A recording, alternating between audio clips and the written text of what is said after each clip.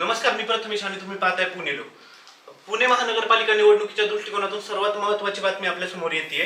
काही वेळापूर्वीच पुणे शहराध्यक्ष असलेले राष्ट्रवादी काँग्रेस शरद पवार गटाचे शहराध्यक्ष प्रशांत जगताप यांनी शरद पवारांची भेट घेतली आणि या भेटीमागचं कारण देखील सर्वांना स्पष्ट होतं की गेल्या काही दिवसापासून चर्चा चालू होती की अजित पवार गट आणि शरद पवार गट हे दोघे एकत्र येऊन पुणे महानगरपालिकेच्या निवडणुका लढवतील.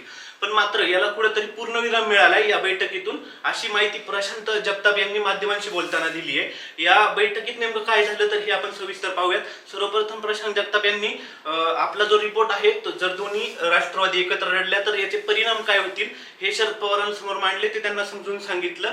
आणि याचाच एक आढावा म्हणूनच असं देखील एक रिपोर्ट त्यांनी मांडला की जर ह्या दोन्ही राष्ट्रवादी एकत्र आल्या तर याच्यातून प्रचंड नुकसान हे राष्ट्रवादी काँग्रेस शरद पवार गटाचं होईल. यासोबतच जर आपण फक्त म्हणजे महाविकास आघाडी म्हणून जर समोर गेलो तरी निश्चितच आपला फायदा होईल. यासोबतच याचे पडसाद देखील त्यांनी शरद पवारांना सांगितले की गेल्या काही आठवड्यापूर्वी कोंडव्यामध्ये एक घटना अशी घडली होती की तिथल्या मुस्लिम कार्यकर्त्यांनी उघड नाराजी व्यक्त केली होती की एकत्र जाण्यासंदर्भात. तर त्यांचं उघड म्हणणं असं होतं की आपण एकत्र जाऊ नये.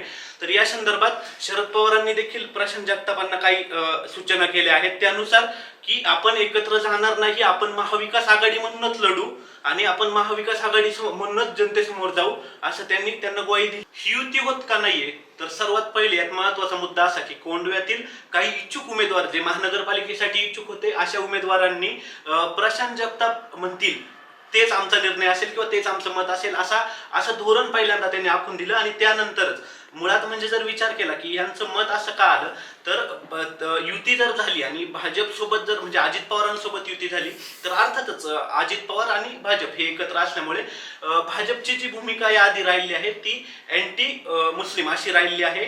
तर ही भूमिका कुठेतरी आम्हाला याला फेस व्हायचं नाहीये, या दृष्टीने कार्यकर्त्यांनी आपला निर्णय आधीच सांगितला होता. त्यामुळे याचे पडसाद आपल्या पक्षात काय होऊ नये यासाठी सावध भूमिका घेत शरद पवारांनी हा निर्णय घेतलाय.